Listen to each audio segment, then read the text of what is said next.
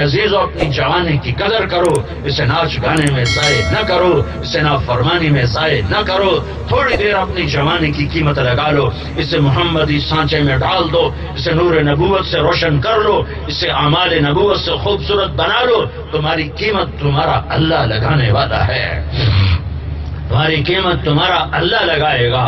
بلال حبشی تھا، حبشی کا بیٹا تھا، اور حبشے سے غلام بن کے اس کا باپ آیا تھا، لیکن نبوت کی غلامی اور دربار نبوت میں جب وہ عاشق بنا، صادق بنا، سچا بنا تو میرے نبی نے مسجد نبوی کا مؤذن بنایا اور آخرت کی خوشخبری سنائی کہ جب میدان معاشر قائم ہوگا، ساری دنیا پیدل چلے گی اور میں براق پہ چلوں گا اور بلال میرے آگے آگے سرخ اونٹنی پہ سوار چلے گا، اور جب میدان معاشر میں پہنچیں گے تو بلال سرخ اونٹنی پہ کھڑے ہو کر اذان دے گا، جو سورے معاشر کے مجمع کو بلال کی اذان سنوائے گا، اور جب میں جنت میں جاؤں گا اور میری سواری لائی جائے گی جنت میں جانے کے لیے، اور میں سواری پر سوار ہوں گا اور اس پر بیٹھوں گا تو اس کی رسی نیچے گر جائے گی۔ اس رسی کے گرنے کا مطلب ہے کہ یہ نکیل اللہ کے نبی نے پکڑ کے سواری کو نہیں چلانا، کوئی آنے والا ہے خادم، کوئی آنے والا ہے نوکر، کوئی آنے والا ہے بھاگ والا، نصیب والا، مقام والا، درجات والا، جو محمد مصطفیٰ صلی اللہ علیہ وسلم کی سواری کو پکڑ کر آج چلے گا، آج اس کے بھاگ جاگیں گے، مجمع پنجوں پہ ہوگا۔ کون؟ ابو بکر جو سب سے بڑا صحابی ہے، یا حسن حسین جو جگر گوشہ رسول ہیں وہ آئیں گے؟ نہیں، یہ علی جو داماد ہیں وہ آئیں گے؟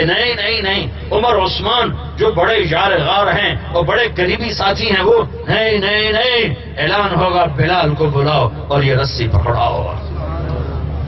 آج بلال میرے نبی کا ڈرائیور بن کے چلے گا۔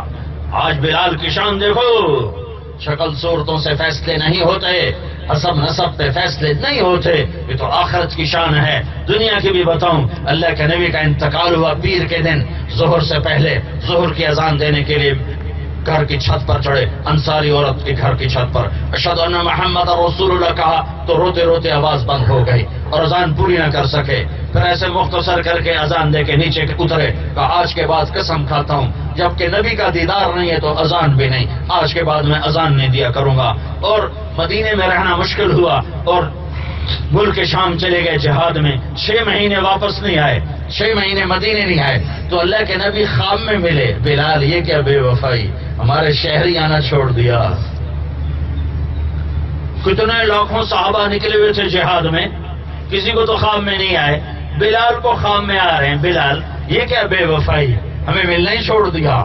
بلال کو یوں لگا جیسے اللہ کے نبی زندہ ہیں اور وہ بلا رہے ہیں، تو اونٹنی کو تیار کیا، 7 دن 7 رات سوائے نماز پیشاب کے اونٹنی کو نہیں روکا، اور چل سو چل۔ مدینے میں پہنچ تو شور مچایا، یا رسول اللہ میں آ گیا، یا رسول اللہ میں آ گیا۔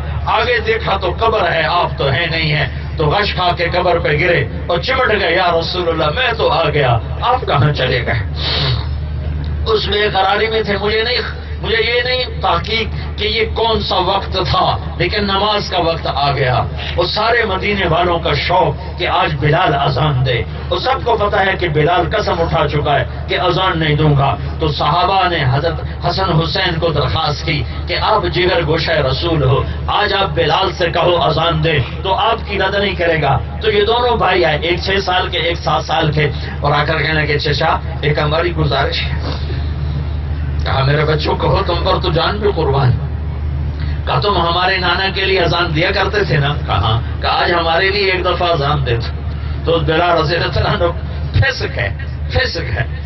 کہا ہے میرے بچوں، میں نے قسم اٹھائی تھی لیکن میں تمہاری خاطر قسم توڑ دوں گا، میں آج اذان دوں گا جیسے تمہارے نانا کے لیے آج تمہارے لیے۔ اور وہ انصاری عورت کی چھت پر چڑھے، کانوں میں انگلیاں دی، اتنا ہی کہنا تھا اللہ اکبر، تو سارے مدینے میں کوہرام مچ گیا، عورتیں بھی روتی ہوئی گھروں سے باہر نکل آئیں، ننگے سر ننگے پاؤں چیختی چلاتی عورتیں باہر نکل آئیں۔ آج بلال اذان دے رہا، زمانہ نبوت یاد آ گیا، تو سب مسجد نبوی میں چیخ چنگاڑ مچ گئی، یہ بلال ہے، یہ بلال ہے۔ اس کے پاس ڈگری کوئی نہیں تھی، اس کے پاس عہدہ نہیں تھا، ملک و مال نہیں تھا، شکل صورت بھی نہیں تھی، حسب نسب بھی نہیں تھا، تھپا تھا محمدی کا۔ یہ غلام رسول بنا ہے۔ تمہیں بھی یہ کہتا ہوں، جھولی پھیلا کے ہاتھ جوڑ کے نشے سے باہر آؤ، غفلت سے باہر آؤ۔ زندگی صرف آوارگی کے لیے نہیں ہے، کھانے کے لیے نہیں ہے، ناچنے کے لیے نہیں ہے، کھانے پینے کے لیے نہیں ہے۔ زندگی اللہ کو راضی کرنے کے لیے ہے، اللہ کو راضی کرنے کے لیے ہے، اللہ کو راضی کرنے کے لیے ہے۔ سیکھو سیکھو، یہ تبلیغ کا کام اس زندگی کو سیکھنے کی محنت ہے۔ اس تبلیغ کے کام میں وہ زندگی سیکھی جا رہی، وہ پھیلائی جا رہی، جو کہ ہمارے نبی آخری نبی ہیں، آپ کے بعد کوئی نبی نہیں ہے۔ ہمیں ہمارے نبی کے بارے میں دو حکم ہیں، ایک یہ مانو کہ یہ اللہ کا رسول ہے، ایک یہ مانو کہ یہ آخری ہے، اس کے بعد کوئی نہیں ہے۔ یہ رسول ہے تو اس کی زندگی کو سیکھو، اور اس کے بعد کوئی نہیں ہے تو اس کی زندگی کو آگے پھیلاؤ کہ ہم اس کے ذمہ دار ہیں، کہ ہم اس پیغام نبوت کو لے کر دنیا کے آخری انسان تک پہنچیں اور ہر آدمی تک پہنچیں۔ میرے عزیزو، اپنی جوانی کو قیمتی بناؤ تو میرا رب قیامت کے دن اعلان کرے گا۔ اپنی جوانی کو قیمتی بناؤ، میرا رب اعلان کرے گا قیامت کے دن، وہ کہاں ہیں جن کی جوانی بے داغ تھی، آج میرے عرش کے سائے کے نیچے آ جاؤ اور توبہ کرو پچھلی پر۔ توبہ پہ اللہ سب معاف کر دیتا ہے، توبہ پہ شرک معاف ہو جاتا ہے، کفر معاف ہو جاتا ہے۔ اور میرا رب جو کہتا ہے، میرا بندہ تو اتنے گناہ کر کہ زمین سے اٹھا کر آسمان کی چھت کو لگا، پھر ایک دفعہ کہہ دے کہ اللہ معاف کر، تو میں سارے معاف کر دیتی ہوں، سارے معاف کر دیتی ہوں۔ اپنی غفلتوں سے توبہ کرو، اپنی غفلتوں سے توبہ کرو، اپنے رب سے تعلق بناؤ، اس کے محبوب کی زندگی اپناؤ، نماز نہ چھوڑو، اچھے اخلاق نہ چھوڑو، جن استادوں سے سیکھو ان کا ادب و احترام کرو، جن استادوں سے پڑھو ان کی عزت اور توقیر کرو، ان کے آگے سر نہ جھکاؤ، ان کے آگے سر جھکاؤ، ان کے آگے سر نہ اٹھاؤ، ان کے سامنے اونچی آواز میں نہ بولو، ان کی کمیاں نہ پکڑو، ان کے عیب نہ پکڑو، ان سے علم لو، ان کا ادب کرو۔ اللہ تمہیں علم میں ترقیاں نصیب فرمائے گا۔ علم کو مانگو اللہ سے کہ یا اللہ مجھے علم عطا فرما، میں امت کے لیے کوئی کام کر جاؤں، ان کو کسی کنارے لگا جاؤں۔ ماں باپ زندہ ہیں، ان کی قدر کرو، ان کا احترام کرو، ان کے پاؤں دھو کے پیو۔ میرے نبی نے فرمایا، کاش میری ماں زندہ ہوتی تو میں اپنی ماں کی ایسی خدمت کرتا کہ میں عشاء کی نماز کے مصلی پہ ہوتا، سورۃ فاتحہ شروع کر چکا ہوتا، ادھر سے میری ماں کہتی بیٹا محمد، تو میں ماں کی خاطر نماز توڑتا اور میں کہتا لبیک یا اماں، اماں جی لبیک، نماز بعد میں پڑھوں گا۔ میرے نبی سے پوچھا گیا یا رسول اللہ قیامت کب آئے گی؟ آپ نے کہا اللہ کو پتا ہے۔ کا کوئی نشانی؟ کہ جب ماؤں کو ذلیل کیا جائے گا تو آ جائے گی، جب بیٹیاں بھی ماؤں کو ذلیل کریں گی تو قیامت آ جائے گی۔ تو اپنے اخلاق بناؤ، اپنا کردار بناؤ، سچائی کے عادی بنو، گانا نہ سنو، قرآن سنو، جھوٹ نہ بولو، سچ بولو۔ تم لڑکے لڑکیاں اکٹھے پڑھتے ہو، نظریں چھپا کے چلا کرو، نظریں چھپا کے چلا کرو۔ لڑکیوں سے کہتا ہوں سر چھپا کے چلا کرو، تمہاری قیمت اللہ لگانے والا ہے۔ فاطمہ کی بیٹی بنو، مغرب کی بیٹی نہ بنو۔ مغرب کی لڑکی نے لباس اتارا ہے اور وہ ٹیشو پیپر سے زیادہ اس کی حیثیت کوئی نہیں ہے، نہ وہ ماں ہے، نہ وہ بیوی ہے، نہ وہ بہن ہے، نہ وہ بیٹی ہے، وہ کچھ بھی نہیں ہے سوائے ایک ٹیشو پیپر کی طرح استعمال کیا، پھینک دیا۔ مردوں کی شہوت کا وہ شکار بنی ہوئی ہے، نشانہ بنی ہوئی ہے، اور اس کی نہ یہ زندگی ہے نہ وہ کٹی پتنگ ہے جس کی نہ کوئی منزل ہے، نہ کوئی آسرا ہے، نہ کوئی کنارہ ہے، نہ کوئی ٹھکانہ ہے۔ ایک ہمارے علاقے میں نوجوان تھا، بڑا زمیندار، میری زمین کے قریب اس کی زمین ہے، تو وہ ہر ہفتے اس کے باغ میں ناچ گانا ہوتا تھا، ہر ہفتے وہ شراب پانی کی طرح چلتی تھی۔